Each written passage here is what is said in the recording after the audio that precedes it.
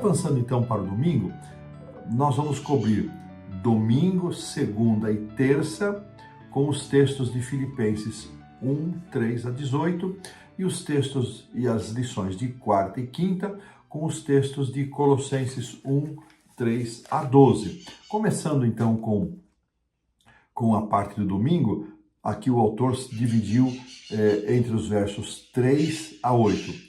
Vocês ouvem o som aqui? São as maritacas. Outro dia alguém perguntou que som de pássaros são maritacas. Temos aqui muitas maritacas. É um bichinho parecido com um papagaio, um pouquinho maior, e faz esse som que vocês estão ouvindo ao fundo aí, que ouviram ao fundo. Então, teremos a contribuição e a colaboração das maritacas conosco nesta manhã em que eu estou gravando. Então, Filipenses 3:8 nos pergunta o seguinte: pelo que Paulo expressou gratidão? E que certeza ele deu aos filipenses? Bom, Paulo diz que ele era grato a Deus pelas recordações que possuía dos filipenses e também por conta de toda a cooperação que eles apresentavam para a causa do Evangelho. E no verso 6, ele apresenta uma certeza, esse é o verso para memorizar, de que aquele que começou a boa obra nos filipenses haveria de completá-la em Cristo Jesus. Então vamos entender que Paulo e a igreja dos filipenses tinham uma ligação muito forte, muito próxima, e isso, Paulo fundou a igreja, ele esteve ali desde o início, seja com Lídia, seja na história do carcereiro. Então, era natural que numa carta aos filipenses, Paulo derramasse todo o seu sentimento, todo o seu amor. Mas isso era também compartilhado, porque os filipenses, Paulo vai mencionar isso, pelo menos 2 vezes, eles haviam, quando Paulo estava em Tessalônica, depois de sair ali de Filipos, pelo menos 2 vezes eles mandaram um representante para que soubesse como ele estava, para que soubessem como ele estava, e também enviaram recursos para Paulo. Assim, Paulo sentia saudade. Os versos iniciais, achei isso tão interessante. Paulo diz: olha, eu tenho saudade de vocês, estou aqui com meu coração saudoso, eu penso em vocês. E estas expressões de amor fraternal, elas fazem muito bem para nós hoje. Nós também podemos não só nos dirigir a Deus em oração e agradecer a Deus, mas expressar nosso carinho e nosso sentimento para com os irmãos.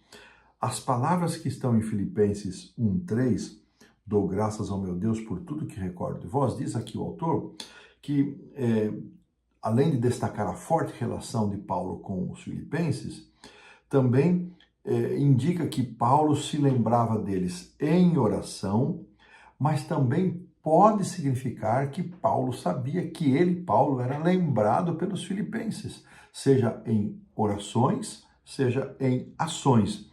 Essa ambiguidade, ou seja, esse duplo sentido, só esclarece essa boa relação que havia entre Paulo e também essa igreja.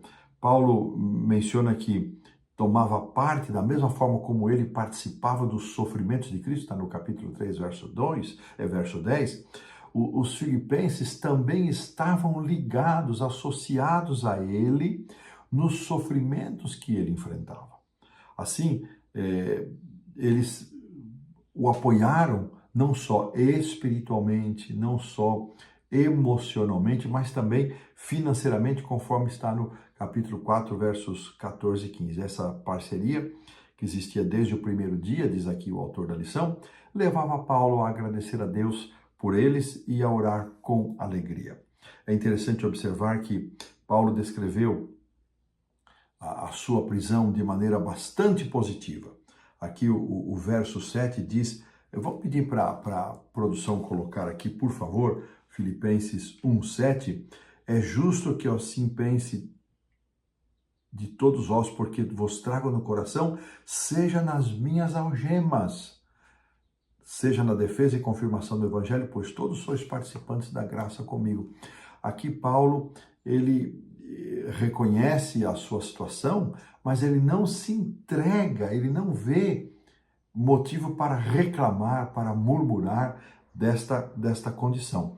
Quando aqui nós lemos no verso 7, defesa e confirmação do Evangelho, a lição nos explica que eram termos jurídicos que indicavam que o seu julgamento estava próximo, mas também mostra que ele, enquanto esperava, ele estava ativo na causa do Evangelho, compartilhando esse Evangelho com os soldados que faziam a sua guarda e também com aqueles que podiam estar onde Paulo estava. Assim, possivelmente numa casa que Paulo havia alugado. De tal maneira que Paulo se preocupava muito menos com o que haveria de acontecer com ele, mas ele se preocupava muito mais com a causa do Evangelho. Uma palavrinha sobre o verso 6. Aqui, vou pedir para a produção colocar, nós fomos para o 7, agora voltamos para o 6, ainda dentro dessa porção dos versos 3 a 8, que estamos considerando no domingo, que é o nosso verso para memorizar. Vou pedir que a produção coloque nessa tradução que eu estou utilizando aqui, Almeida Revista Atualizada. Estou plenamente certo de que aquele que começou a boa obra em vós há de completá-la até ao dia de Cristo Jesus. Essa é uma referência à iniciativa de Deus de não só ser o iniciador, ser aquele que nos procura, aquele que nos chama, mas é aquele que nos acompanha, aquele que nos desenvolve, aquele que nos abençoa, aquele que faz com que nós nos desenvolvamos e cresçamos em Cristo Jesus até o dia de Jesus, referência à sua volta. Então, esse Cristo maravilhoso, esse Deus maravilhoso que começa algo em nossa vida, que nos chama, que nos faz com que iniciemos essa caminhada, é Ele quem nos acompanha. Que promessa linda, maravilhosa. Ter a certeza de que nós não estamos sozinhos e que mais do que isso, além de não estarmos sozinhos, nós estamos em desenvolvimento, em crescimento. Deus está operando em nós, não operou só para nossa conversão. Muitas igrejas e às vezes até pastores têm um forte programa para atrair pessoas para a igreja, mas nem sempre acompanham como deveriam estes novos conversos. Esse é um desafio que toda igreja tem, não só atrair, mas amar, adotar, abraçar, acompanhar e ajudar esses novos crentes no seu desenvolvimento. Paulo nos diz que Deus faz isso. Que linda palavra, que linda promessa é esta. E com esse pensamento, nós colocamos um ponto final na lição de domingo.